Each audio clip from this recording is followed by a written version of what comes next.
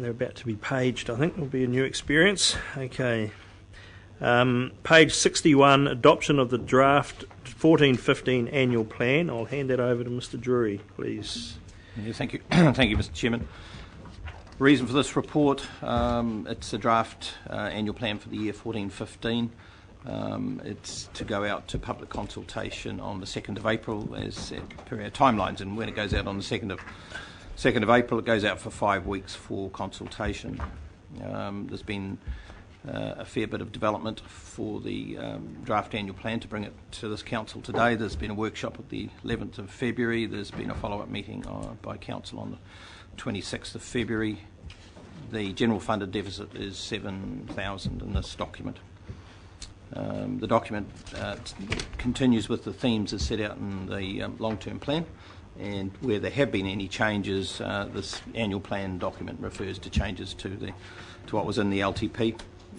There is one new item there, and this is for the Napier-Gisborne Rail Service Assistance, and that's well presented in the Chairman and Chief Executive's report, and the public will have an opportunity to submit on that because it's highlighted.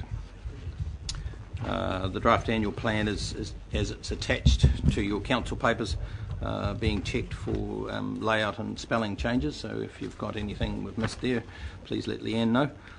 And as I say, it's going out on the 2nd of April for 5 weeks consultation. Summary annual plan, that's as normal. It'll be included in council's publication Our Place, and that goes out week commencing the 7th of April. So, Mr. Chairman, that's all I've got to say about the annual plan. Okay. Right, let's kick off. Councillor Balfour. Just one on this massive document. On page 90 of the full budget document, it's right after the message from Liz and Fenton. There is just a financial overview, which I presume shows up in much more detail later on, but it refers to the advance to HBRC of $22 million that I guess matches the in the business report we just received, is what they're saying is the first tranche of the where does that $22 million come from actually, and if a ratepayer were reading this, is that somehow suggesting to them, whoa, 22 million rates, more rates? Because how is that accommodated within the 5 point whatever rate increase that we're otherwise suggesting? Thank you, Councillor. No, the 22 million, as you correctly point out, is the figure that is included in the business case, so it ties up. It's to come out of Council's investment funding put aside for new investment, the advance in this document doesn't have any effect on the rating for the 14-15 year. Sorry, say that again? The 22 million, the proposed 22 million, because it hasn't been approved, this is a proposal. If it was to be approved by council, and indeed there was 22 million paid out to HBRC during the 14-15 year, there is no impact of that because of that advance on council's bottom line. So, given that, I would argue that somewhere in here, I tried to find something, I couldn't find really any reference beyond that point. The same. It's such a logical question a ratepayer would ask. 22 million. If we don't do the 22 million, are we going to cut our rate increase back to 3%? Some explanation of how that's being handled would be more transparent, I think. Okay, I know that's a fair comment. If it's not sufficiently transparent, then I need to make certain it is. Is there, just subsequent to that, is there a reference that perhaps Manton, Mr. Collins, could help us with? Perhaps Mr. Collins could think of the reference. I'm not too sure of where we've to another page, and I mean it is quite a tome, obviously. Yeah. There could be a reference back to a page or some such thing. Yeah, no, I agree. Off the top of my head, I can't think of it.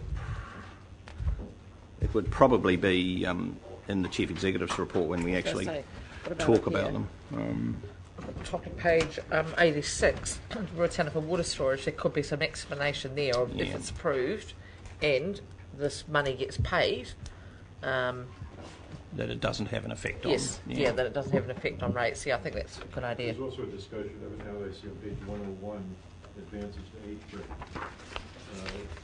But it doesn't actually, that's where it could say where the money's coming from, but it doesn't. Right, no, fair comment, Councillor. Can you explain to me how it doesn't have an effect on rates? It's covered by a distribution by way of dividend from HBRC, and the statement of intent that's just been passed by HBRC mentions a figure of, I think, 7.6 million, and that figure will preclude any if that figure is received, then there isn't any impact on rates.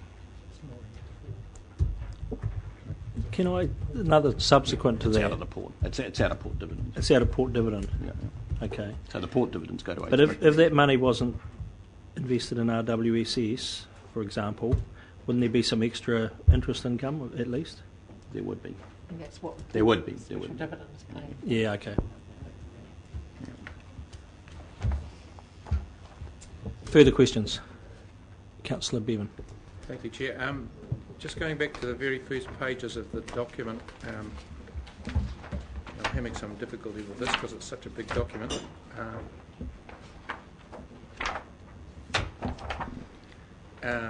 Page 85, and I'm going back to the very first meeting we had as a new council, and I'm somewhat surprised at the photo there. At the what? At the photo. Oh, he hasn't got a tie on. The photo. I haven't got a tie. Oh, Benton hasn't got a tie. The chair I'll does put not a have tie on. One of you needs to have a tie. Okay. Great. Do paper, scissors, rock for that one. You can change it. Airbrush one, yeah. That is interesting. There's a fair bit of more grey hair too. Page, if we go to page 193, which is financial information, and you can see that there are a number of notes there. Oh, Mr. Collins, you might like to come up with this. And I had some difficulty on the subsequent pages. There is a 4B, which is page 200, and I couldn't find a note 4B that it related to, and it confused me. And then there's a note 8, I think it is, which is page 203, and I couldn't find an 8. And then there's a note 9 on page 195, and I couldn't find any note that relates to that.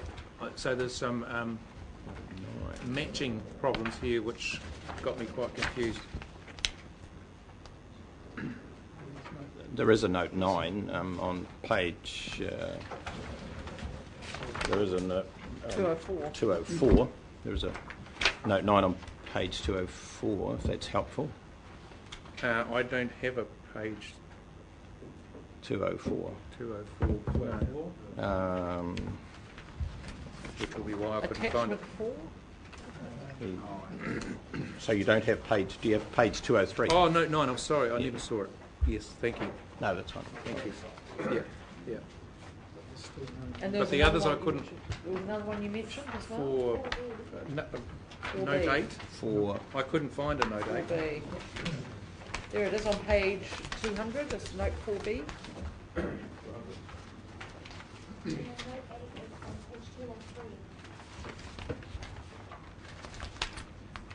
Yeah, but I couldn't find what it relates back to. There's no 4B in the Oh, I table see, 193. right. oh, okay. Where does 4B relate back? There's no number 8 note There's no that number I 8, could no find. number 4B in there anywhere. Okay. Oh, I understand. And likewise, there's a note 4B, but I couldn't find what it relates back to. Gotcha. Oh, gotcha. It should be, the note Yeah. should be 4A and B, I would suggest. Thank you for that. We're always wanting to improve, and that 8 is, So yeah, there's that just 8 would need to be driven just off a bit our of a tidy up reserves. there that we It's need. got, it's actually got a 9 on, I think. It's got a 9, I think, which is wrong. I have three questions. My first one, just because it's straight after lunch and it might be interesting. Page 104 and GMO-free Hawke's Bay. Is this something that is open for discussion? Is it out there already and it was a decision made by previous council, or to be consulted upon?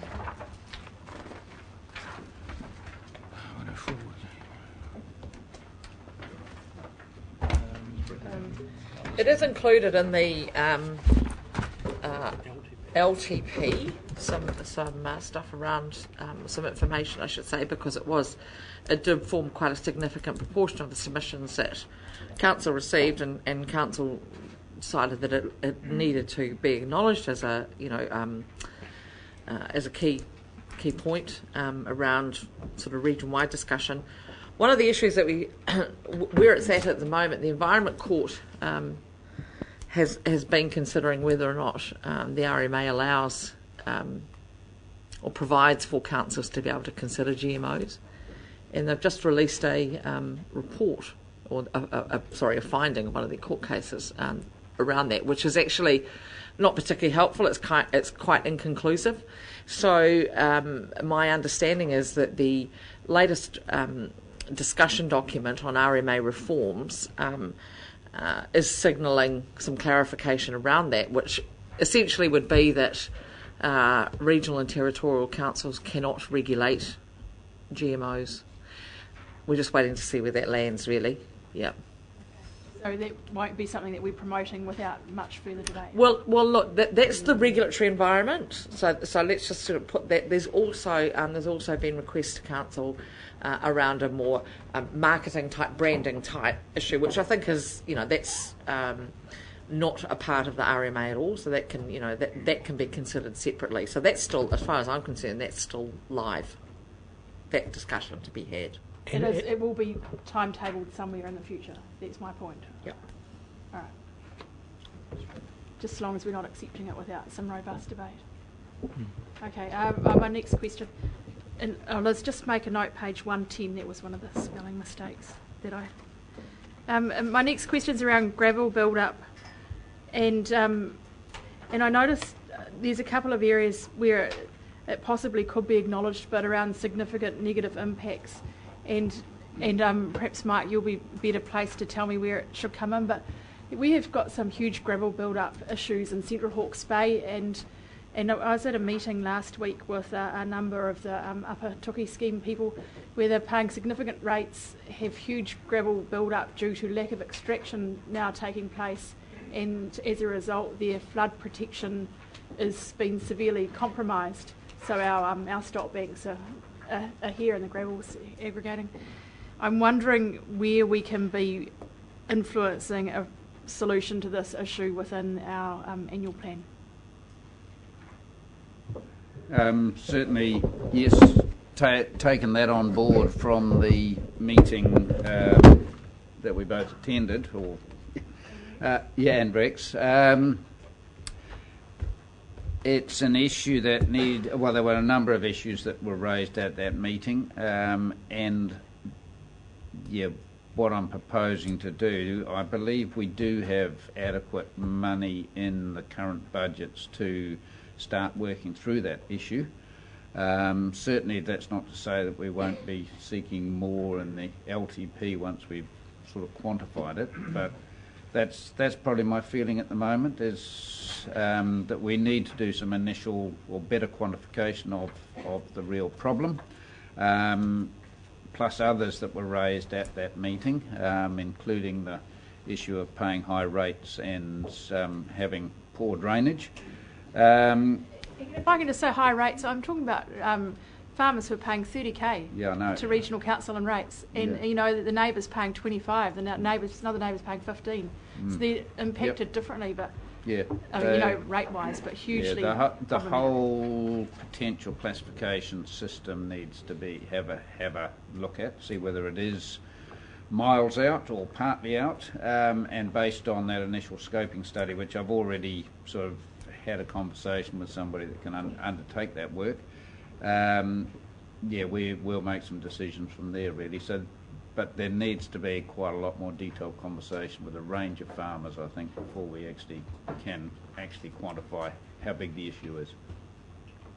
So that's been initiated. So I think largely it will be an LTP discussion once we have sort of worked through some initial quantification of what it's all about. So when